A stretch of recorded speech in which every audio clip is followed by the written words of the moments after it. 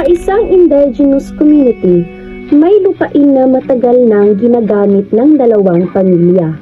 Pero habang tumatagal, nagkakaroon sila ng hindi pagkakaunawaan kung sino talaga ang may karapatan dito. Hoy, Darte!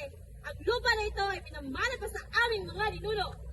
Dito, nagtatrabaho ang pamilya namin noon pa.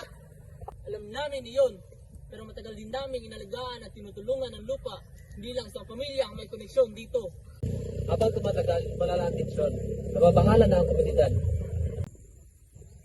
Teka lang po muna. Sana maayos at ito mapayapa para hindi na masira ang samahan ng komunidad.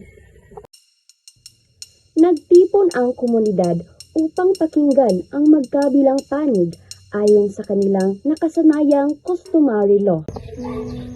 Tinatawag ko kayo rito para mapag-usapan natin ito ng maayos. Bilang isang komunidad, mahalaga ang respeto at pagkakaisa, hindi ba? Sa aming tradisyon, ang lupa ay hindi lamang basta pag-aari. Parte ito ng aming kultura, kasaysayan at sa aming mga ninuno. Matagal ko na nakita kung paano inalagaan ng dalawang pamilya ang lupang ito.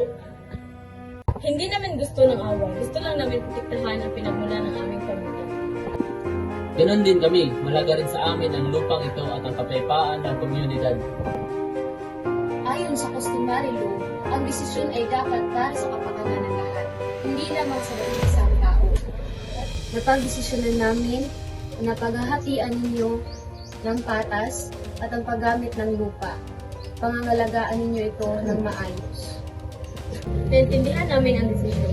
Mas mahalaga ang kapayapaan kaysa galit. Sangayon kami, mas mabuti ang pagkakaisa sa patuloy na halitan. Dahil sa paggalang sa customary law, naging maayos at mapayapa ang resolusyon ng problema.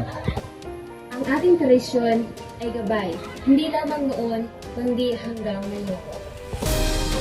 The customary law applied in our workplace was peaceful conflict resolution through the guidance of tribal elders.